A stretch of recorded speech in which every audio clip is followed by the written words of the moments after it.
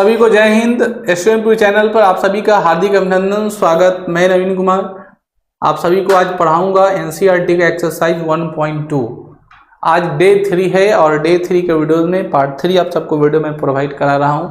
उम्मीद कर रहे हैं कि आपको 1.1 एक्सरसाइज कंप्लीट हो गया होगा। आज 1.2 एक्सरसाइज में आते हैं। उससे पहले आप मेरे चैनल पर नए हैं तो वीडियो को सब्सक्राइब करें, शेयर करें और आपको कोई भी दिक्कत होता है तो 8409723275 नंबर पर कांटेक्ट करें पीडीएफ नोट्स लेने के लिए। काम की बात करते हैं बच्चों। यहाँ पे लिखता है कि निम्नलिखित संख्याओं को, यहाँ पे लिखा हुआ है साफ साफ, आप लोग ध्यानपूर्वक समझेंगे। कहता है कि निम्नलिखित संख्याओं को अभाज्य गुणनखंड के गुणनफल के रूप में व्यक्त करिए। अब क्लियरली देख पा रहे हो यहाँ पे पहला एक क्वेश्चन है, उस क्वेश्चन का नाम है 140। यू नो डैट 140 है तो बस अभाज्य गुणनखंड के रूप में तोड़ना है, मतलब इसको 2 से लगा दीजिए। 2 से लगाइए कितना बार में? 70 बार में। बस लौसा जैसा तोड़ देना है। अब यहाँ से 5 से लगा दो 7 बार में और 7 से लगा दो 1 बार में। तो क्या लिखा है? अभाज्य गुणनफल के रूप में व्यक्त करना है, यानी गुना के रूप में लिख देना है। तो बोला रे 140 इक्वल टू होगा 2 मल्टीप्लाई 2 मल्टीप्लाई 5 मल्टीप्लाई 7 गुने 1, यानी 2 कितना बार है? तो 2 बार। तो 2 का पावर 2 बार। 5 अकेले है तो गुने 5 और गुने 7, ये क्या हो जाएगा? आंसर हो जाएगा। समझ में आ रही है आप सभी को? ये क्लियरली आप लोग इस बात को ध्यान में रखेंगे कि अगर आप इस तरह के क्वेश्चन को अगर आप सॉल्व करना चाहते हैं तो आपको इसी प्रक्रिया से जाना ही पड़ेगा। ठीक है, अगले क्वेश्चन की तरफ बढ़ते हैं। दूसरा क्वेश्चन का नाम है 156। क्लियरली देख पा रहे हो 156 है तो 156 को तोड़ो।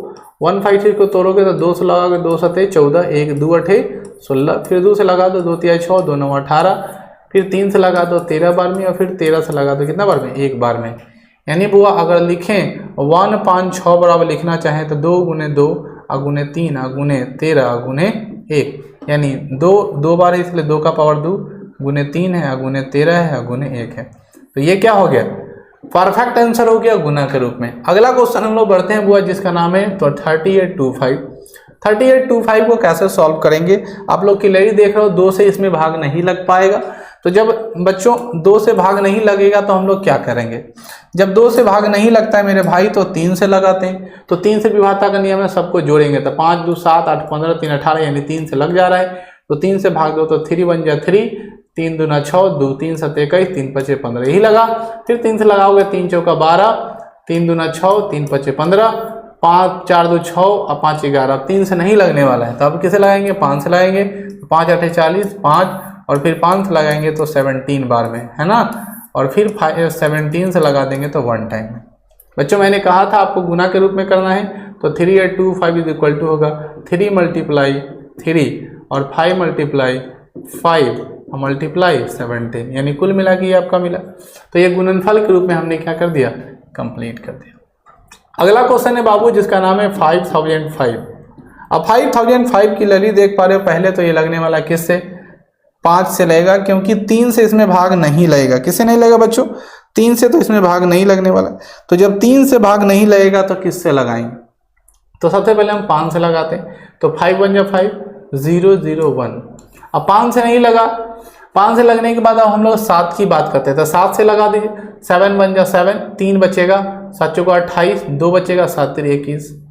7 के बाद हम लोग किससे लगाते हैं? 11 से लगाते हैं। 11 बन जाए 11, 3 बचा 11 33 और 13 से कितना बार में? 1 बार। अभाज्य गुणनखंड का मतलब होता है अभाज्य संख्याओं से गुना कराना। अभाज्य संख्या कौन होता है? वैसी संख्या जिसका फैक्टर, जिसका गुणनफल या तो 1 हो नहीं तो स्वयं हो। समझ में आई?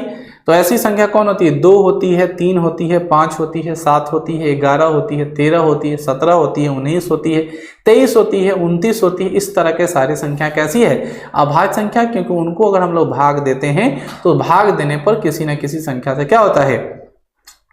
नहीं कट पाता है, वो खुद उसका वेक्टर होता है। क्लियर? यानी अब हम लोग इसको लिखना चाहें, अगर 5005 को अगर हम लोग लिखते हैं 5005 बराबर, तो क्या लिखेंगे बच्चों? 5 गुने 7 गुने 11 गुने 3। आप लोगों को पता है 5 गुने 7 गुने 11 गुने 13, तो 5 गुने 7 गुने 11 गुने 13 लिख करके अपना काम चला लेंगे।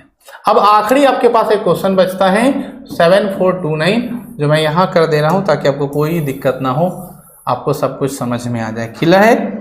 देखो बच्चों, ये क्वेश्चन क्या है? बहुत अच्छी सवाल है आपके सामने। 7429 तो 7429 को 2 से तो भाग नहीं है, 9 2 11 4 15 और 15 7 22, यानी क्लियरली ये हो गया है। ये क्वेश्चन में जो भाग लगाने वाले हैं वह कभी भी, ठीक है ना, ये भाग नहीं लगेगा किससे, 2 से नहीं लग रहा है, 3 से नहीं लग रहा है, 5 से नहीं लग रहा है, 7 से नहीं लग रहा है, 11 से नहीं लग रहा है, 13 से नहीं लग रहा है, 13 के बाद फिर डायरेक्ट 17, तो ये 17 से लगने की उम्मीद है। तो 17 के पहाड़ा में भाग दो, तो 17 × 51, 17 × 68, 17 × 68, 8 बचा, 17 से इसमें भाग दे दो ताकि आपको समझ में आ जाए कि भाई 17 से लग रहा है। 17 × 51, 17 × 68 हो गया, 14 में से 8 गया 6, ये कैंसिल हो गया, उधरा 12, 17 × 51 है ना, 17 × 51, तो 12 में से 2 में से गया, 6 में से 11 और 17 7 100, मतलब 437 बार में ये लगा। अब 17 के बाद हम लोग 19 से चर्चा करते हैं, तो 19 से लगाएंगे 437 में, तो भाग दो, 19 दूना 38, 5 बचा, 19 या 57, यानी 23 बार में लगा। और फिर 23 को कितने बार मिला, एक बार में, यानी क्लियरली 7429 बराबर लिख सकते हैं 17 × 19 × 23, और ये आपका क्या हो जाएगा बच्चों, आंसर हो जाएगा। तो कुल मिला के मैंने जो आपको समझाया कि आप क्वेश्चन को जो करने वाले हैं वो अभाज्य गुणनखंड के रूप में करने वाले हैं, तो आप अपने दिमाग को एकदम ताज़ा कर लीजिए कि क्वेश्चन को कैसे करना है। गुणनखंड का मतलब होता है गुना के रूप में क्वेश्चन को करना, एकदम बारीकी चीज़ है, बहुत इजी है, आपको समझ में आ रहा होगा, इतनी कल्पना तो हम जरूर कर सकते हैं। ये हमारा उम्मीद है, विश्वास है कि मेरे विद्यार्थियों को, मेरे बच्चों को इस तरह का कोई प्रॉब्लम ना हो। अब यहाँ पे एक टॉपिक है, जिस टॉपिक को आपको समझना बहुत जरूरी है। यहाँ पे क्या लिखता है, क्वेश्चन नंबर 2 में निम्नलिखित पूर्णांकों का HCF एलसीएम ज्ञात कीजिए, यदि इसकी जांच कीजिए कि दो संख्याओं का गुणनफल बराबर HCF गुने एलसीएम। पहले बच्चों एक फार्मूला जान लो, तो लोग फार्मूला का नाम है पहली संख्या गुने दूसरी संख्या बराबर होता है मौसा गुने लसा। ये बात तो आपको समझ में आई कि फार्मूला है। फार्मूला का PDF चाहिए 8409723275 पे मैसेज करें, फार्मूला का PDF लें और वहां से फार्मूला को रिवीजन बार बार करें। तो पहला फार्मूला हमने लिखा, पहली संख्या गुने दूसरी संख्या बराबर मौसा गुने लसा, ये फार्मूला होता है। अब हमें जो बनाना है क्वेश्चन, आपको कहता है कि मौसा और लसा निकालिए और फिर जांच करिए इस फार्मूला पे, बताइए।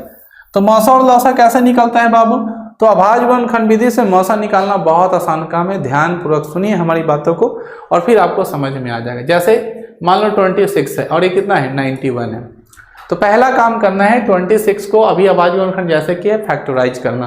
तो 2 से लगा देंगे बउआ हो 13 बार में, और 13 से लगाएंगे 1 बार में। 91 को लगाएंगे 7 से 13 बार में, और 13 से लगाएंगे 1 बार में, यानी 26 बराबर क्या होगा 2 गुने कितना होगा 13 गुने 1 हो जाएगा। 91 बराबर क्या हो, 91 बराबर होगा 7 गुने 13 गुने 1 हो जाएगा। तो याद रखो, अगर HCF निकालना, सुन लो मेरा बात ध्यान से, ये बहुत काम की बात है, जो सब में मिलेगा वही आंसर होगा। तो देखो इसमें 13 मिल रहा है और इसमें 1 मिल रहा है, तो क्या आंसर लिखेंगे 13 गुने 1 = 13। जो दोनों में मिलेगा वही होगा मौसा। और HCF यानी लसा, एलसीएम निकालना है, तो जो सब में मिलेगा सो तो लेंगे ही, और जो बच जाएगा उसको भी लेंगे, यानी गुने 2 गुने 7, यानी आंसर इसका कितना हो जाएगा, तो 7 दूना 14 और 14 में 13 से गुना करेंगे तो 140 और 42 182 आंसर आ जाएगा। कितना आ जाएगा 182, यानी 14 में 13 से गुना करिएगा तो 182 आंसर आ जाएगा। कितना आ जाएगा बच्चों 182।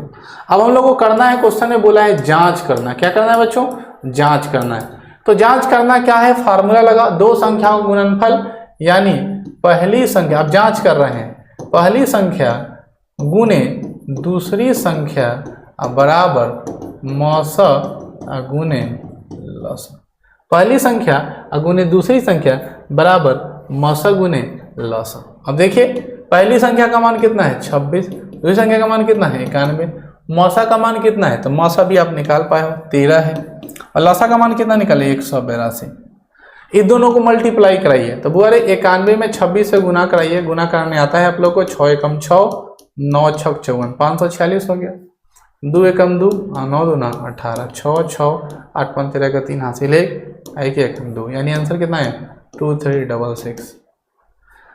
13 में 182 से गुना करेंगे तो 13 गुने 182 या गुने 13 क्या करेंगे 3 दूना 6 8 3 24 के 4 हासिल, 3 दूना 6 8 3 24 के हासिल 2 और 3 2 5 2 एकम 2 8 एकम 8 1 एकम 6 6 8 5 13 3 हाथ से ले यानी कितना आया 23 66। देख रहे हो कि लली दोनों तरफ मान हमारा क्या आ गया है बराबर आ गया है। तो आप इस प्रकार से आप मौसा गुने लौसा का क्वेश्चन को सॉल्व कर सकते हैं, बना सकते हैं और आप चीज़ों को समझ सकते हैं।